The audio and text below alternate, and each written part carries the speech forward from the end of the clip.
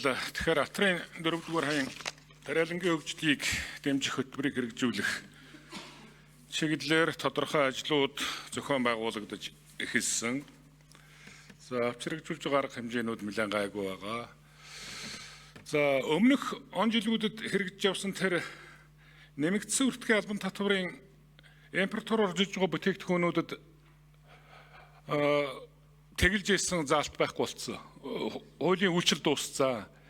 Энэнтэй холбогдуулж одоо хөдөө аж ахуйн яам засгийн газраас ер нь ямархуу асуудал боловсруулж байна уу гэдэг асуудал. За улсын төсвийг батлах үед бол биднээс гайлын татварын асуудлыг нь бол дандамаа газар тариалангийн үйлдвэрлэлийн гол техник хэрэгслүүдийг нэр зааж агаад 5 жилийн хугацаатай чөлөөлсөн. За энэ бол нэлээд техникийн шинжилэл, бүтээмж нэмэгдүүлэлт, за ер нь бас энэ хөдөө аж ахуйн салбарт ажиллах хүчний хомсдол үүсээд байгаа. Тэгээд технологийн цаг хугацаатай ажлууд байдаг учраас энүүнийг шийдвэрлэхэд нэлээд том дэмжлэг болно гэж ингэж харж байгаа. Нөгөө талд нь харин тэр нэмэгдсэн үртгэн албан татварын хуулийн үйлчил 25 оны 1 сарын 1-ээс дууссан. Энүүнийг та цааш нь яана гэж бодож байна гэж. За нэг юм зүйл. Хоёр дахь зүйл Улаанбуудайн үрийн асуудлаа 7 аж ахуйн нэгждэр нэг 4.5 орчим мянган тонныг импортлж оруулж ирэхээр гэрээ хэлцэл хийгдсэн юм байна. За энүүнийг шуурхайлах тухай асуудал байна нэг. Хоёрдугаар энэ аж ахуйнууд дээр байгаа үрийн баталгаажуулалт ер нь ямар төвшөнтэй хийгдвэ? Бид хэд чинь энэ намрын ахиу ургацын асуудал бол яахаргүй баталгаатай стандарт хангасан үрээр тариалах тухай асуудал байгаад байгаа. Энэ дээр ер нь ямар юм байна вэ гэж. Хоёр дахь зүйл тэр малын тэжээлийн тариалтын асуудал дээр үр ер нь яаж шийдэгдэж байна вэ? Дээр нь хэдүүлэн 103 мянганга тосны ургамал тариалаад байгаа хэрнээ дотоодын ганц үйлдвэрийг түүхий дээр хангаж чадахгүй байгаа. Сорт зөрөөд болж өгөхгүй байгаа. Тийм учраас тариаламжтайгаа уг үйлдвэртэйгээ энэ таримлын сэлгээнд яваад байгаа тосны ургамлын тариалтыг үндэсний үйлдвэрийн түүхий дээр хангах тэр сортыг нь тариалуулах чиглэл дээр ер нь ямар бодлогын зохицуулалт хийж байна вэ? Энэ ер нь ямархуу байдлаар асуудал шийдэгдэхээр байна. Ийм 3 зүйл дээр тодорхой хариулт авъя. За 6 номер инквестний хариулъя.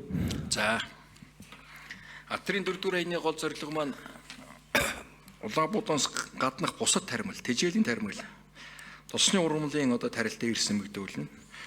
Энэ маань бас хүнсний хувьсгалын зорилтод хангасан ургамлын тосоо дотоодоо хангах нэг том зорилтыг биелүүлэх гол суурь маань энэ.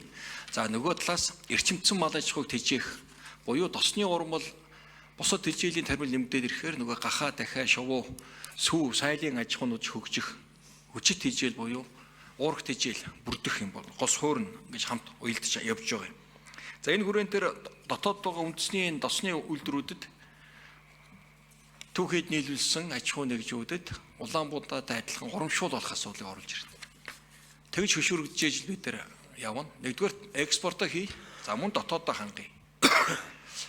Гол зорилго нь юу гэвэл дотоодоо тосоо хийгээд ирэхээр тэрнээс үүсэж байгаа шахц гэдэг маань манай нөгөө гахаа дахиа шувууны гол тэжээл болно.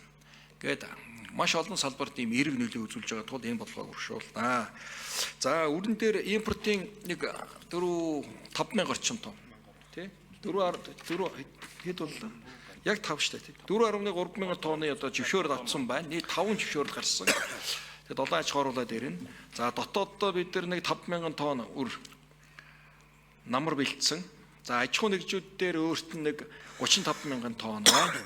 За мөн бас одоо үр үржүүлгийн бас 3-4 одоо томоохон аж ахуй нэгжүүд дээр нийлүүлэх 6,000 орчим тонн үр бэлэн байна. За энийг бид нар хөдөө аж ахуйн биржээрээ дамжуулан 7 хоног болгон үрийн болон таварын будааны арилжаа хийгдэж байна. Улаанбуудаан дээр бол үрэн дээр яг эрсдэл гарахгүй хангалттай гарчна. За тэжээл дээр мөн үрийн нөөц бүрдүүлэх ялангуяа шин таримлууд чар бурцэг бол Эрдэнэ шиш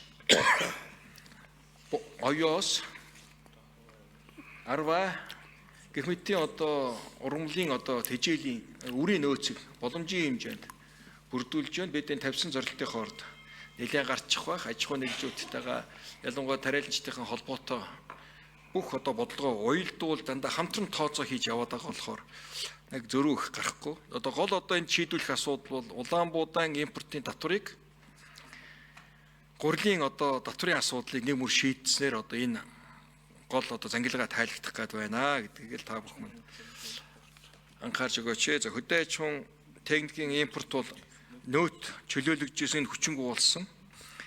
Уул нь бидний дотроо чадахгүй байгаа зүйлээ хийхин тулд орцуудын бүгдийг хөнгөлөө татваргүй болгоод баймаар байхын. Тэгээд гол ордог орц зүйлүүдэл татвартай болгоод улам үнэтэй болгоод за дээрээс нь эцсийн бүтээгдэхүүн дээр нь эсрэгээр хамгаалтын авч хаяад ингээд гадны хамааралт одоо нөлөөнд оруулаад байхын. Тэгээд энийг ийм бодлогын нэг цогцоор нь байнгаараа минь авч үзээш.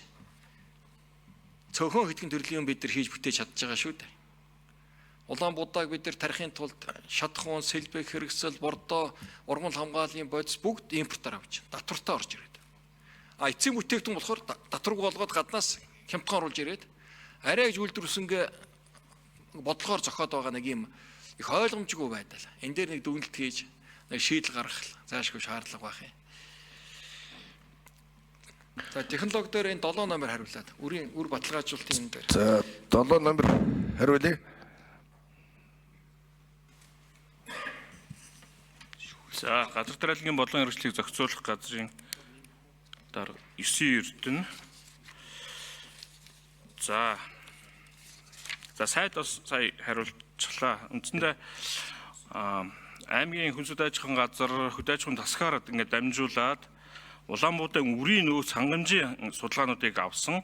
За одоогоор аж ахуйн нэгжүүдээр нэг 35,000 тонн үр байна. За энэний бол бас технологийн одоо хянан баталгаажуулалт намар хянан баталгаажуулалт хийгдсэн. За одоо хянан баталгаажуулалт энэ ажлуудыг бас хийгдээ явж байгаа. За мөн Улаанбуудаан үр импортлохоор 7 аж ахуйн нэгж хүсэлт ирүүлсэн 4.3 мянган тонны үрийн Улаанбуудаан эм зөвшөөрөл олгосон. Нэмээд дахиад 3 аж ахуйн нэгж 700 тонн үр хуучлаараа импортлохоор ингээд зөвшөөрөл. За 7 номер гүцээж хариулъя.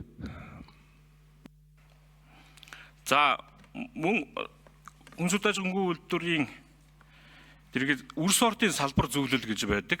За энэ салбар зөвлөлөөр 9 хүний бүрэлдэхүүнтэй ажилладаг аж ахуйн нэгжүүдийн төлөөлөл, за судалгааны байгууллагын төлөөлөл, за мөн төрийн бас байгууллагын төлөөлөл гээд за нас яамны төлөөлөл ингээ оролцсон ийм 9 хүний бүрэлдэхүүнтэй энэ үр сортын зөвлөлтөөр шинээр тариалж байгаа үрүүдийг одоо оруулах, бүртгэлжүүлэх, баталгаажуулах энэ асуудлыг бас ಈಗ оруулж ирж үр сортын зөвлөлтөөр оруулж ирсний дагуу баталгаажуулаад ургамал хамгааллын газраар дамжуулаад импортын мэдээллүүдийг ингээ олгож байгаа.